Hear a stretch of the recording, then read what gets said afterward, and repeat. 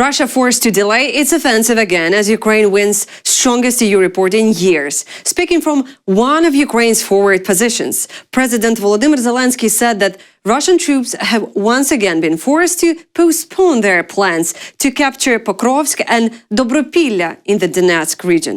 He called every Russian loss on this front a contribution to Ukraine's ability to defend its people and independence. Zelenskyy also commented on the European Commission's latest report on Ukraine's EU membership bid, calling it the most positive in 3 years and a source of motivation for all Ukrainians. He said the document shows that even under wartime conditions, Ukraine continues to move forward toward EU membership.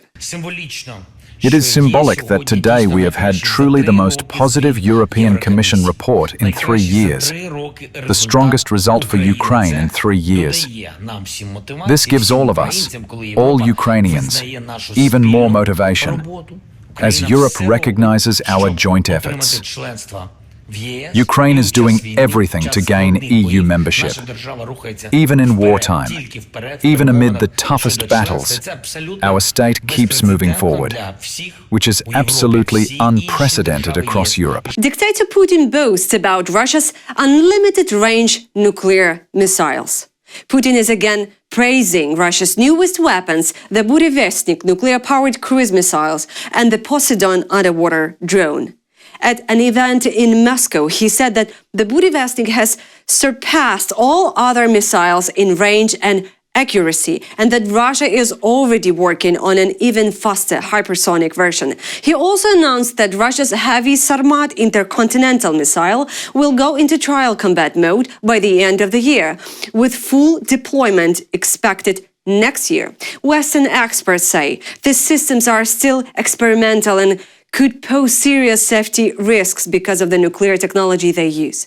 It's a familiar pattern, first intimidation, then denial, as the Kremlin tries to project strength abroad and calm fears at home.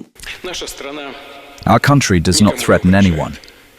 Russia, like all other nuclear powers, is developing its nuclear potential, developing its strategic potential. Everything we're discussing now is work that has long been announced. The US government shutdown has now become the longest in the country's history, surpassing the 35-day record from Donald Trump's first term. Federal agencies stopped working after Congress failed to agree on a new funding by the end of September. The impact is growing as social programs, including food assistance for millions of Americans, remain frozen. About 1.4 million federal employees, from air traffic controllers to park rangers, are either on unpaid leave or working without pay. The Trump administration has warned that if the crisis continues, staff shortages could lead to chaos at airports and the closure of parts of U.S. airspace. Democrats say they will vote to end the shutdown only if an agreement is reached to extend healthcare subsidies. Republicans insist that healthcare can be discussed only after Congress votes to reopen the government. Russia tricks African women into working at drone factories. Russia has been luring women from across Africa with promises of construction and service jobs, not only to force them into working on military drone assembly lines once they arrive. According to Bloomberg, more than 1,000 women have been brought to the Alabuga Special Economic Zone in Tatarstan, one of Russia's main centers for producing Shahed 136 drones. One of them, 23-year-old Adau from South Sudan, said she expected to work as a crane operator but ended up at a drone factory instead. She and other women were made to sign non-disclosure agreements and forbidden from telling their families what they actually did. Adau described harsh and unsafe conditions. Chemicals used to paint drone bodies burned her skin, and most women couldn't afford to leave or fly home. She said she was promised $600 a month, but received only a fraction of that after deductions for rent, transport, and training. Intelligence reports cited by Bloomberg say Russia has launched over 44,000 Shahed-type drones this year to Ukraine, 4 times more than in 2024, and plans to produce up to 79,000 by the end of 2025.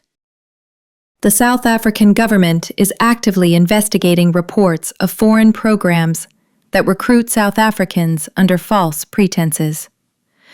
The South African government is yet to find any credible evidence that job offers in Russia are inconsistent with their stated purpose. However, the government has noted the alleged recruitment of youth by the Alabuga company.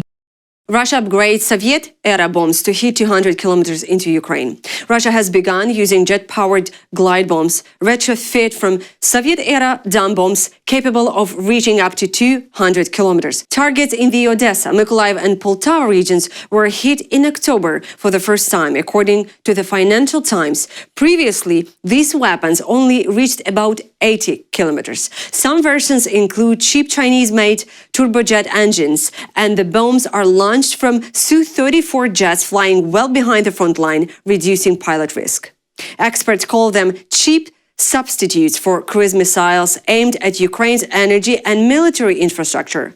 Ukraine's interception rates are already slipping from 39% in summer to just 6% for missiles in September, and air defenses are now stretched even thinner. EU and Belgium clash over how to use frozen Russian assets for Ukraine. Top EU and Belgian officials are meeting this week to end a political standoff over how to use Russian frozen assets to help Ukraine. The European Commission wants to use around 140 billion euros of Russian state funds, now citing in Brussels-based Euroclear as a loan for Kyiv's recovery. Belgium, however, is holding back. Their prime minister fears that if Russia sues to get its money back, Belgium could be forced to pay. He's asking for stronger guarantees that his country won't bear the risk alone. At the moment, EU sanctions on Russia must be renewed every 6 months. That means any pro-Kremlin state, such as Hungary or Slovakia, could block the renewal and potentially unfreeze the money. Belgium wants to remove that veto power before agreeing to the plan. The European Commission warns that Ukraine faces a major budget shortfall by spring if the deal isn't reached soon. Without access to these Russian funds, EU governments would have to cover the gap themselves, something few countries are willing to do after years of pandemic spending. In short, Brussels is racing against time to unlock Moscow's frozen billions, but internal EU politics could delay the support Ukraine urgently needs. That's all for now. For more content, please subscribe.